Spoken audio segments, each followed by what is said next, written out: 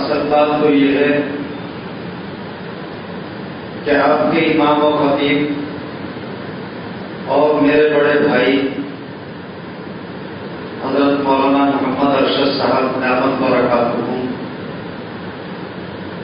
اصل تو ان سے محبت کرنی آتی ہے. یہ انسان کو موہ لیتے ہیں اور محبت کرنے جاتے ہیں. ہم سے نہ تو محبت کرنی آوے اور نہ محبت کرانی آوے. بس یہ ان کی شفقت کی بات ہے، محبت کی بات ہے. یہ بیچارے اپنے چھوٹوں کو سر پر بٹھا کر رکھتے ہیں. اور یہ بزرگوں کی سنت بھی ہے، بزرگوں کا مقولہ ہے کہ تم اپنے چھوٹوں کی شفقت کرو، محبت کرو. وہ کل آنے والی تمہاری محبت کریں گے، عزت کریں گے، تمہارے جنازے کو اٹھا کر چلیں گے. تو اس لیے ہمیں بزرگوں نے اور اولیاء اللہ نے بھی یہی درس دیا ہے کہ آج ہمارا طرز کیا ہے اور طریقہ کہ ہم اپنے چھوٹوں پر غصہ کرتے ہیں. کوئی ماتحت ہے، نوکر ہے، اس پہ غصہ کرتے ہیں. اولاد ہے، ماں باپ غصہ کرتے ہیں. استاد ہے، شاگردوں پر غصہ آتا ہے. اور نہ معلوم مثالیں کہیں سے کہیں تک بھی لے لیجیے، اپنے چھوٹے پر ہمیشہ غصہ آتا ہے. بڑے پر کو کبھی غصہ نہیں آتا. خیر پہلا تو یہ بزرگوں نے طریقہ سکھایا ہے کہ اپنے چھوٹوں سے محبت رکھیے، ان کو تعلق ان سے برابر بنا کے رکھیے، آپ کی وہ کام آئیں گے. خیر یہ تو حضور کوئی ہے. ابھی حضرت مولانا نے بھی قرآن کریم کی آیت پڑھی، فاسألوا اہل الذکر ان کنتم لا تعلمون. اسی زمرے میں بیٹھے بیٹھے میرے بھی ذہن میں یہی آیت یاد آ گئی کہ وذکر فإن الذکریٰ تنفع المؤمنین. ماشاءاللہ کہ اے ایمان والو دین کی باتوں کا مذاکرہ کر لیا کرو، یہ تمہارے لیے بڑا نفع بخش معاملہ ہوگا. حالانکہ میں یہ سمجھ کر بات کروں، تقریر کروں کہ آپ کو نہیں کچھ معلوم ہے، یا جو میں باتیں سناؤں گا ممکن ہے آپ کو یاد نہ ہو یا سنی نہ ہو، یہ میری غلط سوچ ہے. آج کل دین عام ہے، ساری دنیا سب باتیں جانتی ہے، حلال کو بھی جانتی ہے، حرام کو بھی جانتی ہے، اچھے کو بھی جانتی ہے، برے کو بھی جانتی ہے. بس فرق اتنا ہے کہ ہم لوگ فرق کہتے ہیں. اللہ ہمیں توفیق عطا. آمین. اب میں بات کہاں سے شروع کروں اور کہاں پر ختم کروں؟ حضرت مولانا نے اشارہ فرمایا کہ اصلاح معاشرہ پر کچھ دو چار باتیں عرض کر دیجیے گا. جزاک اللہ. تو اسی وقت پھر میرے ذہن میں بات آئی کہ حکیم لقمان علیہ السلام و تسلیم، ان کو بعض علماء نے نبی بھی بتلایا ہے، اور ان کی عظمت کا اس سے کم اور کیا مرتبہ ہو سکتا ہے کہ قرآن کریم میں ان کے نام سے مکمل ایک سورت ہے، سورہ لقمان. سبحان اللہ. تو انہوں نے اپنے بیٹے کو تعداد نصیحتیں کی. اللہ. بعض اقوال یہ ہے کہ 6000 نصیحتیں کی. ان میں سے آپ نے یہ فرمایا اے بیٹے 6000 نصیحتیں تو یہ ہیں، ان میں سے تم 3 نصیحتوں پر عمل کرتے ہیں نا، تمہاری زندگی کامیاب ہو جائے گی. سبحان اللہ. حضرت حکیم لقمان علیہ السلام کو تسلیم نے یہ فرمایا کہ آنے والی نسل کے لیے اور آنے والے قیامت تک اللہ کے بندوں کے لیے یہ تینوں نصیحتیں کامیاب ہو جائے گی اگر وہ ان کو بدلے باندھ رہے ہیں. ویسے تو ایک بار روزے چل رہے ہیں، رمضان چل رہا ہے، تو اس کے تعلق سے بات ہونی چاہیے کہ بھائی ہمیں اللہ نے 30 روزے دیے، 1 مہینے کے روزے دیے. پہلی امت کو کچھ 6 مہینے کے روزے دیے، اور وہ 6 مہینے روزے رکھ کر اس فضیلت کو نہیں پہنچے جو ہمیں اللہ نے 1 مہینے کا یعنی روزے رکھنے کا ثواب عطا کیا ہے. ان کو 6 مہینے میں نہیں وہ ثواب ملا جو ہمیں 1 مہینے میں مل جاتا ہے. اللہ. خیر لمبی بات. حضرت مجدد الفسانی اور دیگر علماء کرام بزرگان دین کا تو یہ وطیرہ اور یہ سوچ ہوا کرتی تھی، اور یہ دعا کیا کرتے تھے ایک کاش، یعنی یہ سوچا کرتے تھے، دعا تو نہیں سوچا کرتے تھے، ایک کاش پوری زندگی اور پورا سال رمضان ہو جائے. اللہ. ہمیں یہ 29-30 روزے رکھنے مشکل ہو جاتے. اللہ. ہمارے بزرگان دین یہ سوچتے تھے اس کی برسات کو، رحمتوں کی اور کیا نیکیوں کی بوچھاریں صبح سے شام تک 24 گھنٹے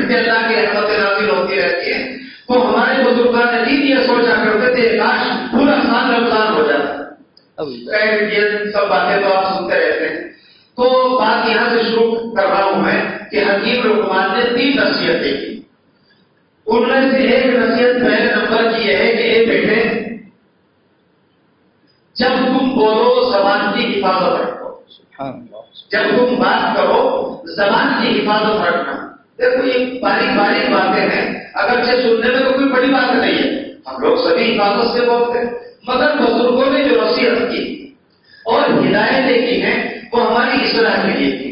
بعض مرتبہ ہم لوگ ایسی بد زبانی اختیار کرتے ہیں کہ ہم دوسرے کا دل توڑ دیتے ہیں, اور دل کا توڑنا رسول اکرم نے ارشاد فرمایا, کعبۃ اللہ کا طواف کر رہے تھے, ایک کعبے تجھے اگر کوئی آدمی 100 مرتبہ اٹھائے اور توڑ دے, مجھے اتنا کم نہیں ہوتا جتنا ایک مسلمان بھائی کا کوئی دل کو توڑ دے.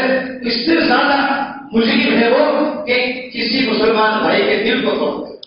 تو 100 دفعہ کعبۃ اللہ کو منہدم کرنا, نعوذ باللہ, توڑ دینا اتنا بڑا گناہ نہیں جتنا کسی مسلمان کے دل کو توڑ دینا. تو حکیم لقمان نے ارشاد فرمایا کہ بیٹے زبان کی حفاظت رکھنا, اپنے بیٹے کو نصیحت کر رہے اور آنے والے قیامت تک انسانیت اور نسل کو نصیحت کی جا رہی ہے کہ آپ اپنی زبان کی حفاظت رکھو. اور پھر روزے کے ساتھ ماشاءاللہ آپ نے بار بار فضائل اعمال میں اور ہمارے مولانا یہاں بیان کرتے ہوں گے کہ بھائی روزہ زبان کا بھی روزہ ہے. آدمی یہ نہ سمجھے کہ صبح سحری کھائی اور شام روزہ کھول لیا, افطاری کر لی, ہو گیا روزہ. نہیں, اس کے ساتھ ساتھ ہمیں اپنا محاسبہ کرتے رہنا چاہیے, اپنا حساب لیتے رہنا چاہیے کہ ہم نے آج کوئی جملہ ایسا تو نہیں بول دیا زبان سے جس سے ہمارے روزے میں فرق آ گیا. تو بھائی زبان کا بھی تو روزہ ہے نا. تو اس لیے ہمیں چھوٹی چھوٹی باتوں پر کوشش کرنی چاہیے. بہت بڑی بڑی باتیں اگر دیکھا جائے تو 100 دفعہ کعبۃ اللہ کو توڑنے کا بڑا گناہ نہیں جتنا ایک مسلمان ایمان والے کا دل کا توڑنا بڑا گناہ ہے. یہ بڑا مشکل ہے اللہ کی نظر. تو حکیم لقمان نے ارشاد فرمایا بیٹے زبان کی حفاظت. جب مجلس میں بیٹھو, کہیں 10 بھائیوں میں بیٹھو, 2-4 لوگوں میں بیٹھو, تو زبان کو تر کر میں چلنا, احتیاط کے ساتھ بولنا. اور یہ فرمایا اے بیٹے اگر مجلس نصیب ہو جائے, کہیں 2-4 لوگوں کے بیچ میں بیٹھنا مقدر ہو جائے تو چپ بیٹھنا, زبان کو تالا لگا کے بیٹھنا, تو حفاظت سے رہتا. نہیں, ہم بھی دیکھ لیجیے, ہم اگر 10 بھائیوں میں بیٹھے, اگر ہم نہیں بولیں گے تو ہماری عزت بنی ہوئی ہے. یہ جو بے عزتی ہوتی ہے اور انسان کا وزن کمزور ہو جاتا ہے وہ بولنے سے ہوتا ہے. تو حکیم لقمان نے فرمایا کہ بیٹے اگر مجلس میں بیٹھا رہے گا چپ چاپ تو تو سونے چاندی ہیرے جواہرات کا بن جائے گا. ابا جان اگر میں بول جاؤں, حکیم لقمان کے بیٹے نے معلوم کیا تو یوں فرمایا کہ بیٹے اب تو اگر نہیں بول رہا تھا تو سونے کا تھا, اور اگر بول گیا تو تیری قیمت اب چاندی کی ہوگی. چاندی کی قیمت تو آدھی بھی نہیں ہوگی اور سونے کی ماشاءاللہ ڈبل قیمت ہوتی ہے. تو گویا بولنے پر, اور بولنا بھی وہ جو جائز اور اچھی بات کو کوشش یہ کی جائے کہ آدمی اپنی زبان کو, ہمارے مفتی مظفر حسین صاحب تھے مظاہر سہارنپور کے محتمم اور متولی, حضرت مولانا اشرف صاحب نے ممکن ملاقات کی ہو, اور بہت سے اکابر ہمارے بزرگان دین تو یہ دیکھنے والے سمجھتے کہ ان کو بولنا ہی کیا آتا ہے, گونگے ہیں. مفتی مظفر صاحب بیٹھے رہتے تھے, ایو بیٹھے ہوئے, حضرت سے کوئی سوال کرتا وہ دیر میں جواب دیتے, جی ہاں جی ہاں بس اتنا جواب ہوتا. کوئی سوال بھائی مسئلے کی بات ہوتی وہ تو میرا مسئلہ سے سمجھاتے, ہاں بھائی یہ ٹھیک ہے, یہ جائز ہے, یہ نہ جائز. وہ رد نفے پورے اور گنے ہوئے الفاظ بولا کرتے تھے. لوگ یہ سوچا کرتے تھے, گھنٹوں گھنٹوں بیٹھ کر چپ چاپ زبان کو تالا لگا کے رکھتے تھے, لوگ سمجھتے تھے گونگے یہ بولنا نہیں چاہتے. تو ہمارے بزرگوں نے ہمیں اس طریقے سے عمل کے ذریعے سے نصیحتیں کی. تو حکیم لقمان نے فرمایا بیٹے نہیں بولے گا سونے کا, اگر بولنا پڑ جائے بول رہا ہے تو پھر چاندی کا ہو گیا, پھر کی بتاتی ہوگی. اور اگر بک بک اور چک چک بول رہا ہے پھر تو لوہے کا ایسے ہی کوئی قیمت نہیں. لوہے کی کیا قیمت ہوتی ہے, کچھ بھی قیمت نہیں ہوتی. چاندی سونے کی قیمت ہوتی ہے, مگر لوہے کو بول کیا کچھ بھی نہیں, کوئی 2-4 ہزار روپے. اور سونا ماشاءاللہ چٹان کے حساب سے, گرام کے حساب سے بکتا ہے. تو یہ چیزیں ہیں جو موٹی موٹی نصیحتیں ہمیں چاہیے کہ ہم اپنے دل میں بٹھائیں اور دامن کی کریں ہم ان باتوں کو کہ آدمی کو کم بولنا چاہیے اور بولنے میں سلامتی بھی ہے. جیسے میں نے عرض کیا جتنا آدمی کم بولے گا وہ سلامت ہے. بالکل ہی بات ہے. کوئی کہے ہاں سے بات میں صحیح کہہ رہا ہوں. بہت سے لوگ حجتی ہوتے ہیں اپنی بات کو صحیح کرانے کے لیے چاہے نہ چاہے الٹی سیدھی ہاں میں ہاں لگا کے ہم صحیح کہا بس اپنے اپنی زبان کو کم رکھ بولو حفاظت کرو گی. اور سب سے بڑی بات یہ کہ تمہارے نامہ اعمال سادہ سیدھا رہے گا. سادہ کاغذ شام کو فرشتہ دے کر جاتا ہے. یہ زبان ہی کے وہ معاملے ہیں جو ہم لڑائی جھگڑے اور نوالوں مقدمات میں تھانوں میں اور کہاں ہماری یہ قیمتی ہے جہاں پیسے اور 1 روپے کی سارے ضائع ہو رہے ہیں. یہ صرف زبان کی غلامی کر رہے ہیں. تھانوں میں نیچے بھی مسلمان مقدمات ہو رہے ہیں اور نوالوں کہاں پر ہم برباد ہوئے پھر رہے ہیں. وجہ کیا کہ زبان ہم نے ناکامی چلا رکھی ہے. تو اس لیے موٹی موٹی نصیحتیں میں کر رہا ہوں کہ بولنے پر قدرت پایا. اللہ پاک ہمیں صحیح ڈھنگ سے بولنے والا بنائے. اور ایسا نہیں میں آپ کو یہ کہہ رہا ہوں کہ صاحب بالکل مت بولے اور صاحب بھگت بن جائیں. ایسا بھی نہیں ہے. ضرورت میں بولیے, جائز بولیے, ناجائز نہ بولیے.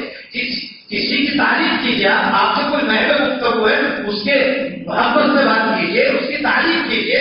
وہ اس کا فلم وہی ہے, اس کو آپ اپنا بنائیے. بھائی لامحدود واقعات ہیں. اللہ کے رسول صلی اللہ علیہ وسلم کے اوپر حملہ کیا ہے ایک سال میں.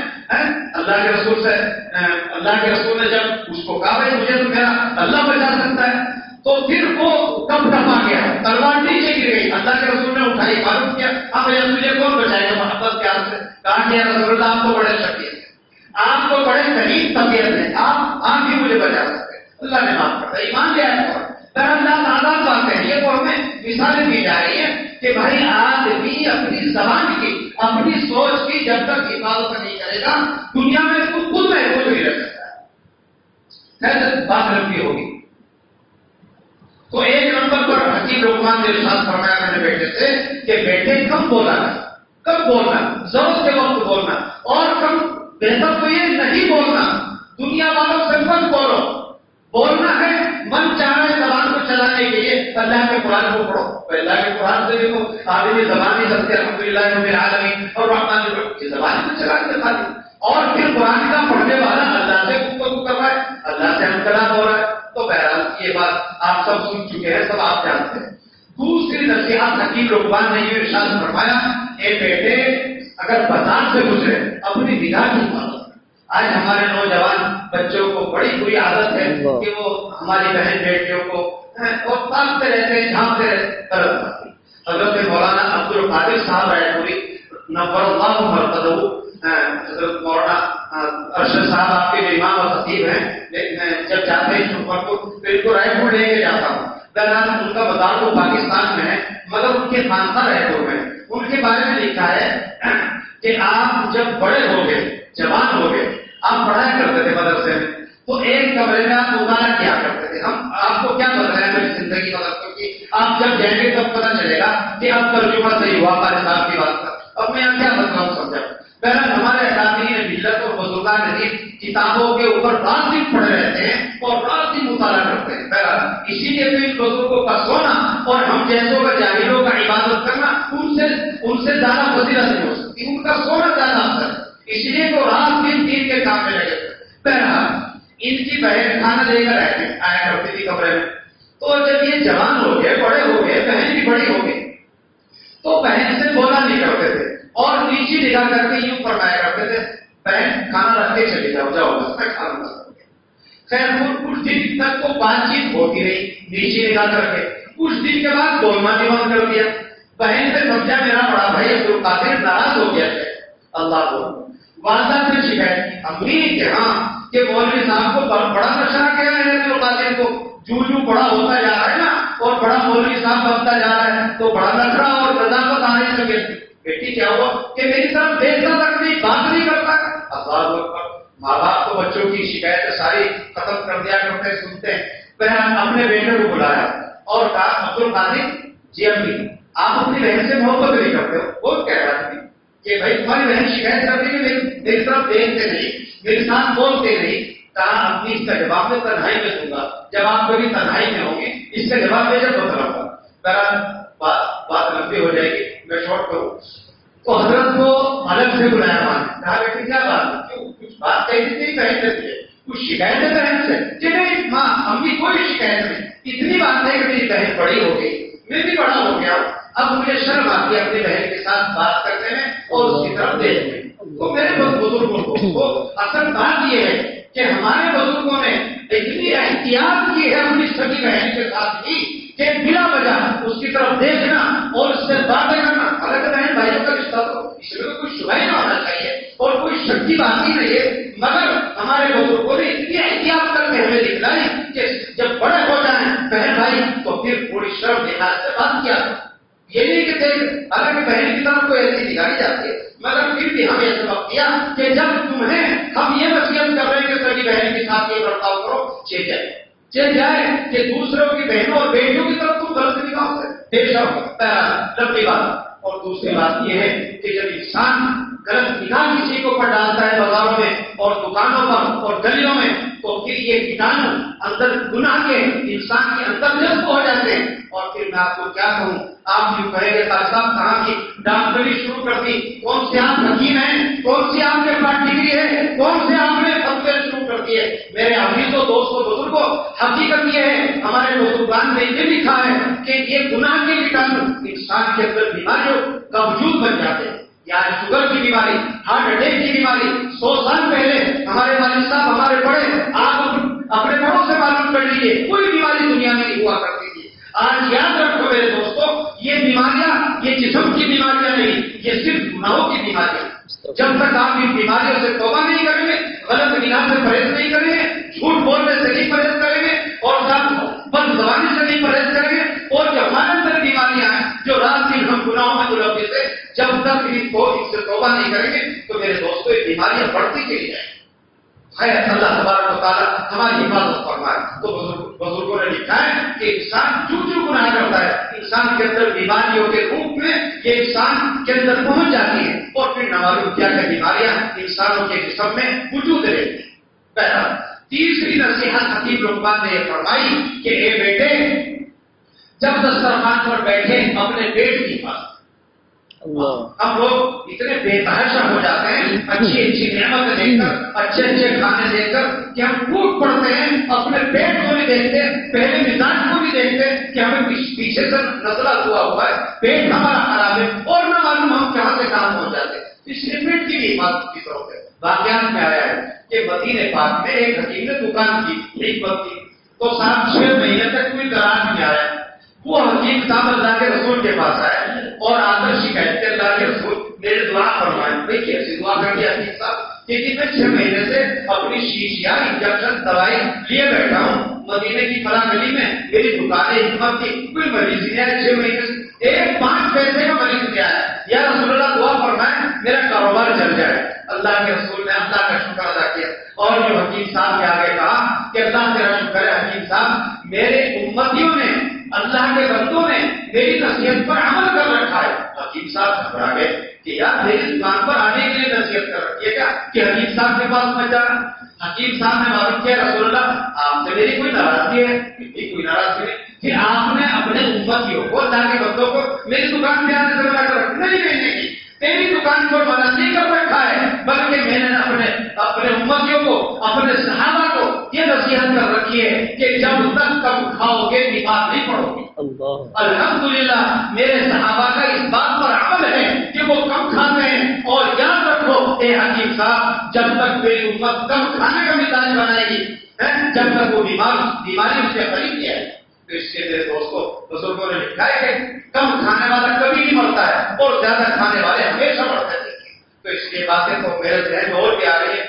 مولانا کا بقول مولانا کا کہ 10-20 منٹ میں تو میں گرم ہی ہوتا ہوں، ہمیں تو گھنٹوں کا وقت چاہیے. مگر یہ کہ بہرحال جیسا دیش ویسا یہ جمعے کا وقت ہے، اس میں تو مختصر باتیں ہی اچھی رہتی ہے. تو میں نے عرض کی دوبارہ کو دوہرا دو. حکیم لقمان نے ارشاد فرمایا کہ ایک تو زبان کو لگام دو، دوسری بات پیٹ کی حفاظت کرو، تیسری بات نگاہ کی حفاظت کرو. تو اللہ تبارک و تعالیٰ سے ہم آپ دعا کریں کہ اللہ تبارک و تعالیٰ ہمیں ان تینوں باتوں پر حامل بنائے اور اللہ تبارک و تعالیٰ ہماری ہر طرح سے حفاظت فرمائے. وہ باتوں کی